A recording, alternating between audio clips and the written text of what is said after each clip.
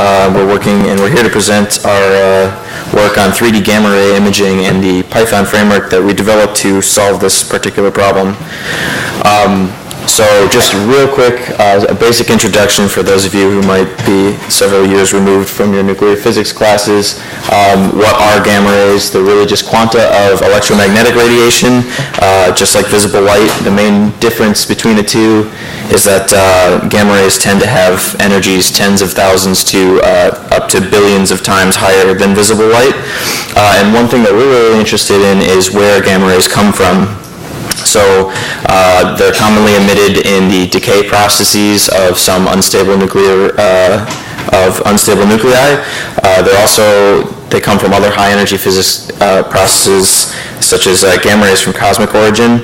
And the reason why we care about where gamma rays come from is that we can, if we develop a system that can measure that incident directional flux of gamma rays, maybe we can come up with a smart way to solve the inverse problem and determine the spatial distribution of the gamma ray emitters.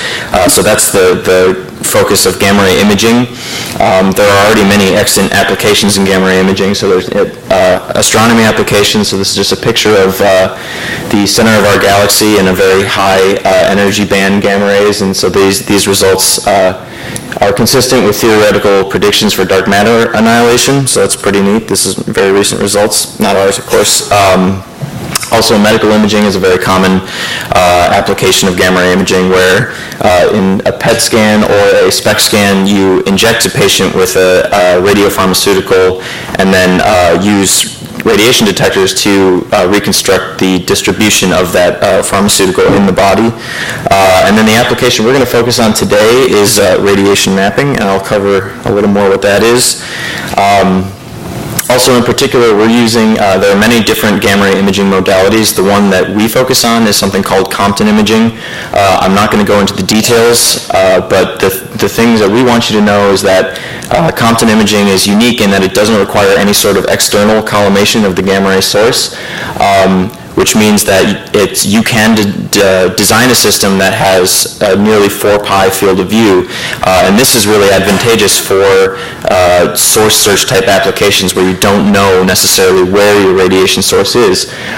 So a source search application might be something like finding a misplaced or stolen radioactive source, or detecting someone trying to smuggle a source past you. Also, there are mapping applications for indoor nuclear facility type mapping, where you could use your imager, move it around the inside of a nuclear facility and verify that there are no radiation hotspots where you don't expect them to be. That's usually called design verification. There's also dose mapping, so for radiation protection of nuclear workers in the facility to make sure that they're not entering any inordinately hot areas. And then another application that became much more relevant after March 2011 is radiation mapping for decontamination remediation. So that's contamination remediation. Basically, Fukushima released a lot of radioactive stuff into the surrounding environment. This is actually an image that Andy made with a Compton camera that he took to Japan. And here you can sort of see the general level of contamination on the ground. There's a hot spot here in this bush, and then, of course, there's no contamination from the sky, which is what you would expect. Andy will go into the details of his Fukushima trip in a little bit. But now I want to focus on, so everything that I've talked about thus far and all of the applications of Compton Imaging are currently the state-of-the-art are 2D applications. This radiation mapping sort of field could really benefit from 3D imaging because it could give you extra information like distance to a radiation source, or if your source is in some sort of container, you could use a 3D model to extract the extent of the container. Both of these are useful for higher level analysis. In order to achieve this goal of being able to do volumetric radiation imaging in real time in unknown environments, we need to develop a system that is capable, that is mobile, and for which we can track its position as we move it through the scene. So this next slide, I just have a blow up of what I had before. Basically, what we have here is a poor man's simulation of a nuclear facility. We just have some pipes, and then we put some radioactive sources in the corner of these pipes to maybe simulate what you might see in an actual nuclear facility. And then here's our detection system, which I'll cover in the next slide. But basically what we have is a static imaging scenario where we just sit here, collect data, create the radiation image, and then we overlaid it on a 3D high-density LiDAR model that we have of this particular area in our lab space. And so this is that overlay, and this sort of really demonstrates some of the main disadvantages of 2D imaging over 3D. So we see that the sources are identified correctly in the right spot, but since we don't have 3D information from the detector itself, we're really just projecting that those lines of response, and they end up on the background too. So we have no information about the 3D extent of the source, which is where the mobile system comes in. So this is our mobile system. We call it the compact Compton Imager.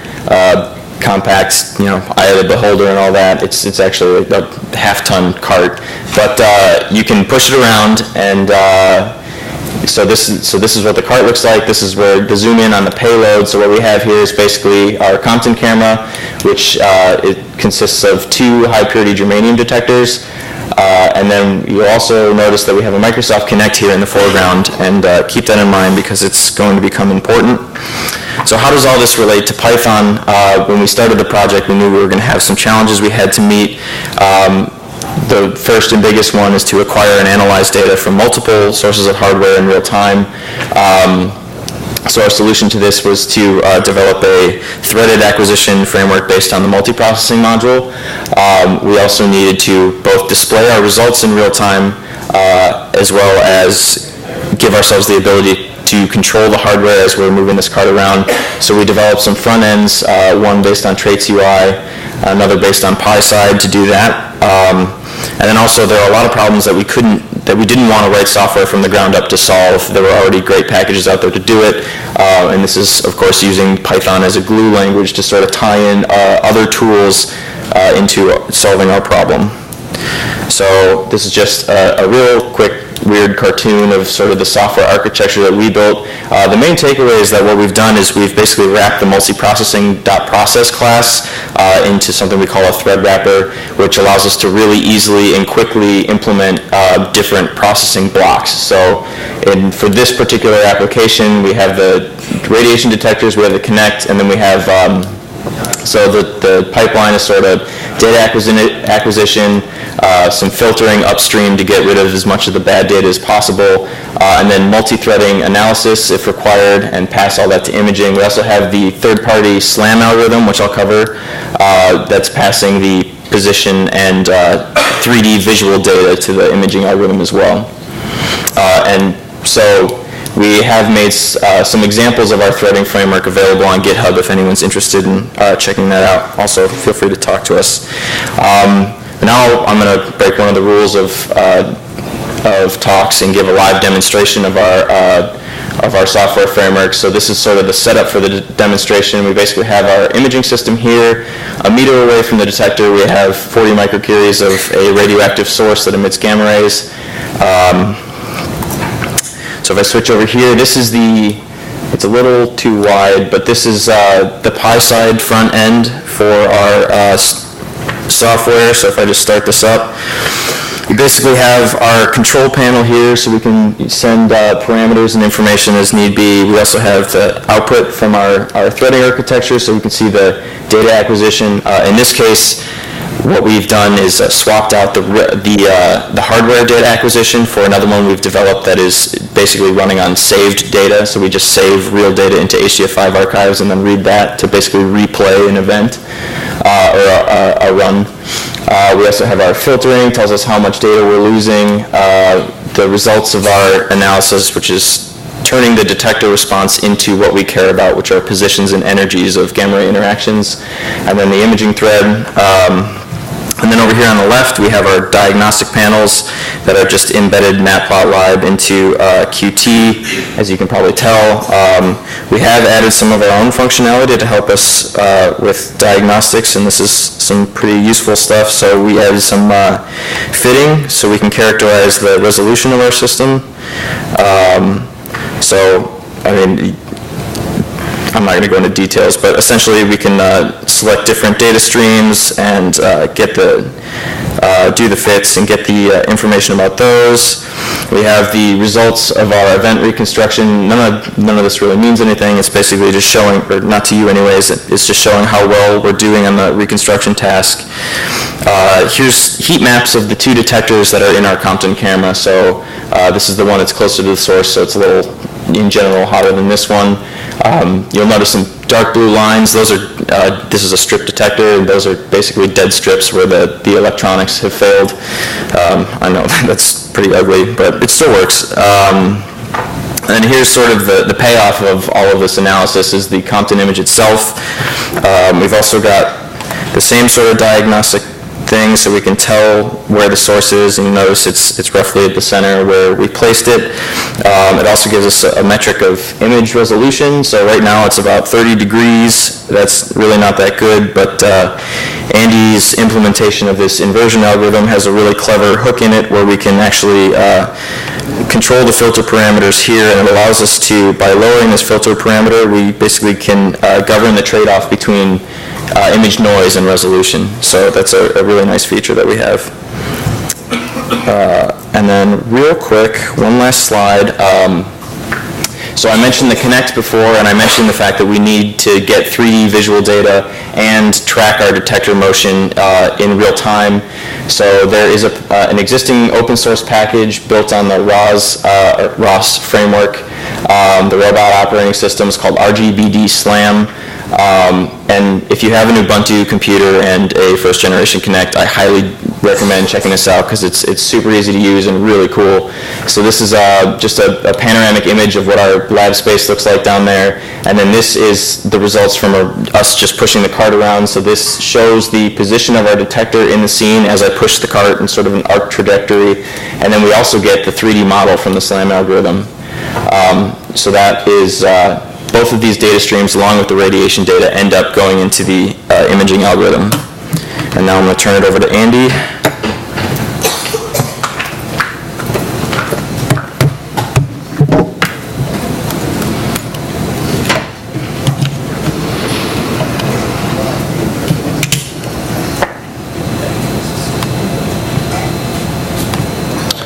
Okay, so just to kind of recap everything that Ross has talked about, so where we are so far.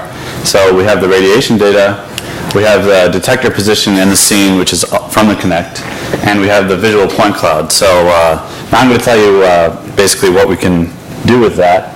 And that involves fusing all these data streams, which is a reconstruction problem. But first I want to talk a little bit about gamma ray images and how they relate to visual images, or how you can think about them. So for visual images, for the photon interactions, they're both photons, just at different energies.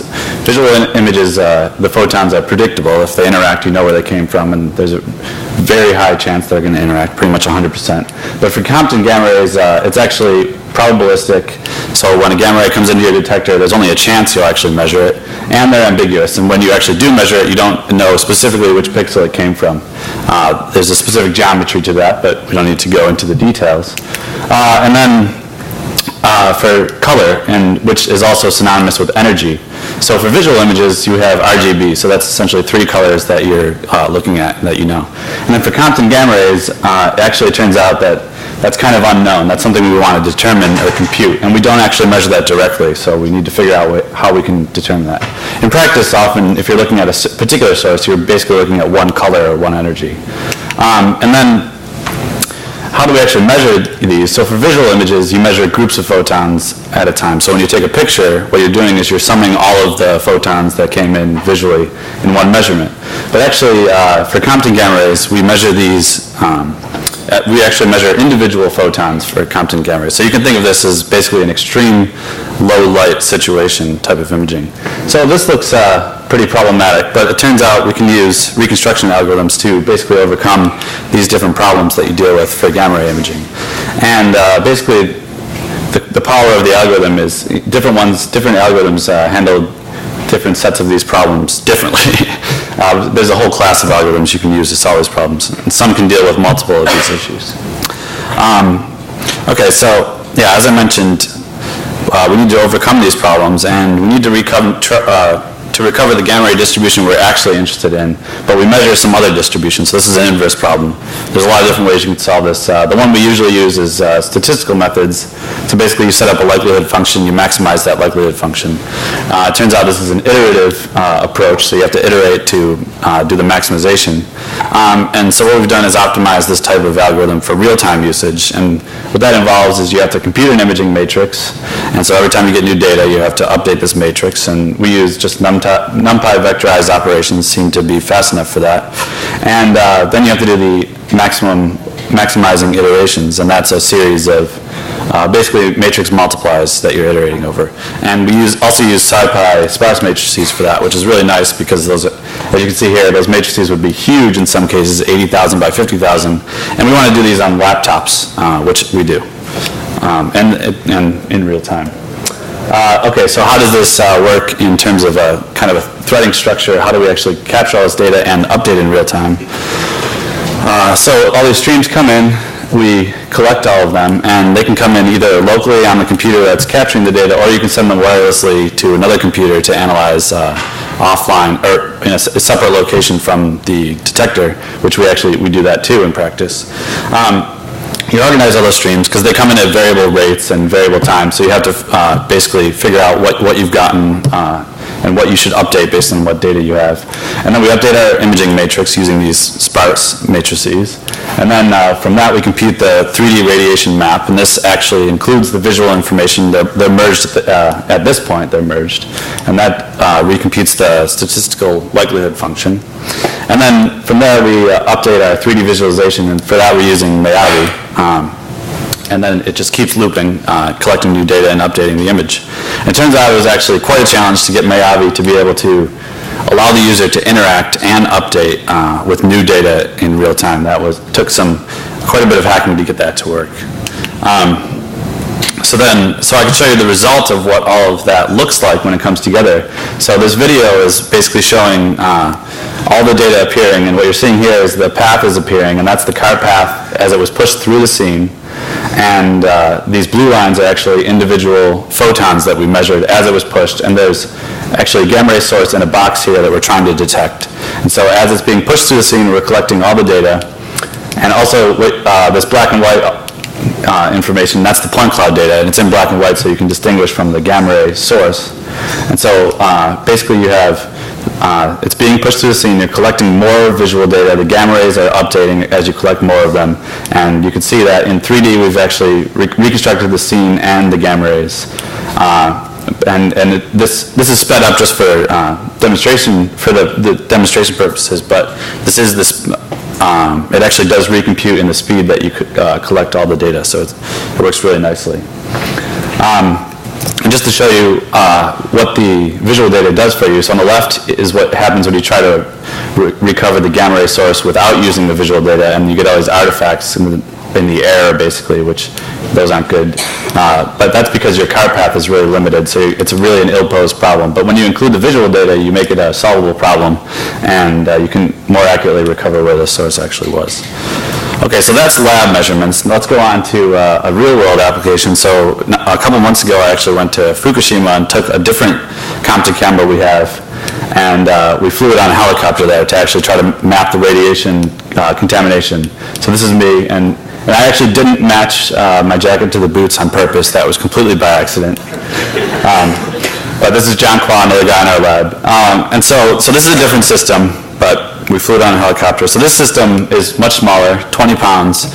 It doesn't have as good a resolution, so that's the trade-off.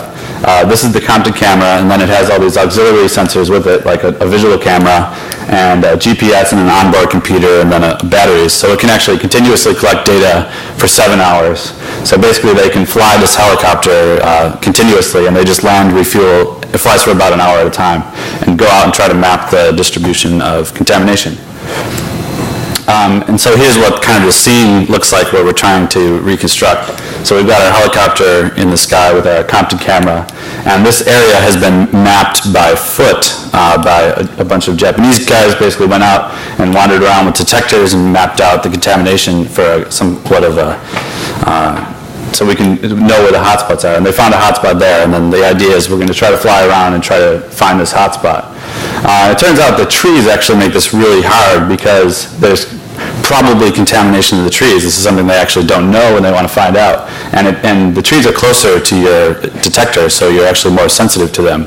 So this is actually makes this a pretty challenging problem.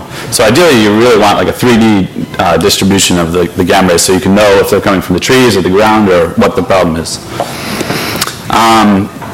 Oh, and here's just a little factoid about going there. This is a Name town, which is an abandoned town. There's no people there, and this building in the background actually still has some earthquake damage and open windows because the people haven't been back there since the disaster. So kind of a weird little place right now. And this is just a video of the helicopter flying with our detector, and so it's remote controlled. There's the operator there. It goes out and it flies over this area and is trying to map the distribution. And so here's what we can do. So on the left here is the ground measurement of that hotspot I showed you, and that's acquired by literally people walking around and taking measurements and recording the GPS position, and they found these hotspots. And it takes them about 3 days to map an area.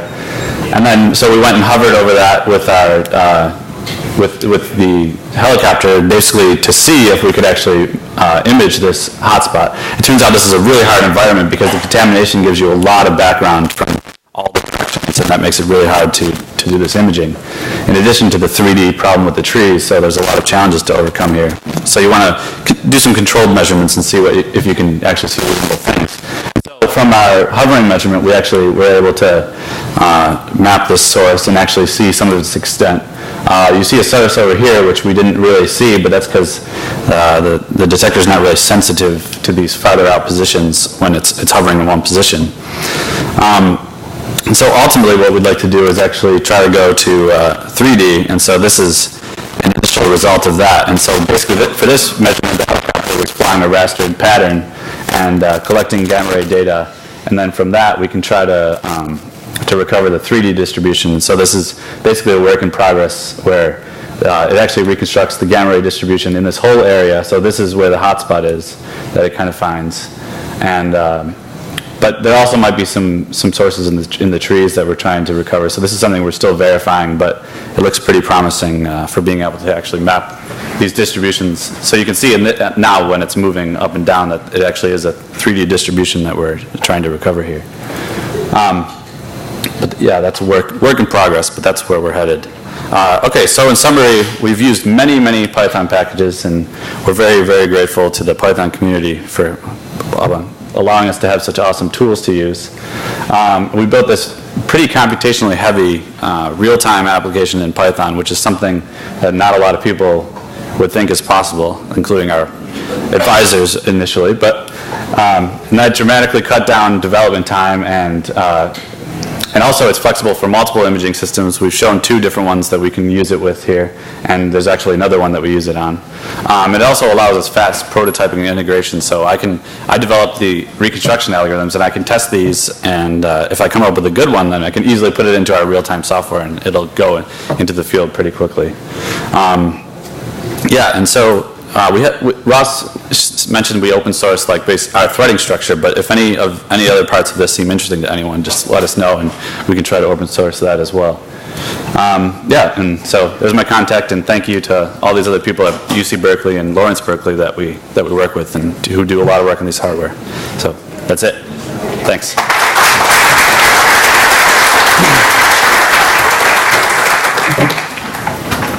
So we have time for a couple of questions.